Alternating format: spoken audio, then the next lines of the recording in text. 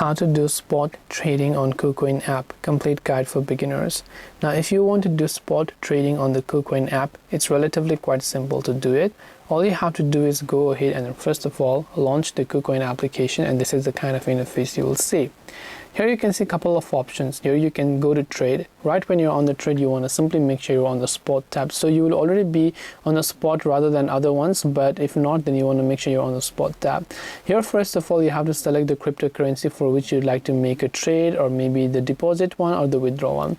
Now whether you want to buy or sell them, you'll find all their status over here. So you can see the price in USDT and the total BTC or the certain crypto. Here you can see your open orders, open history.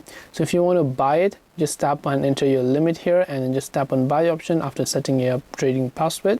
If you want to sell it, you go to the sell option here, and then you just tap on the sell option to sell your Bitcoin. So this way you will be able to do spot trading on KuCoin app. Hope this video was very helpful. If you have got any more questions, queries or doubts, feel free to leave them down below. Thank you for watching till the very end of this tutorial, and as always, see you soon in the next video.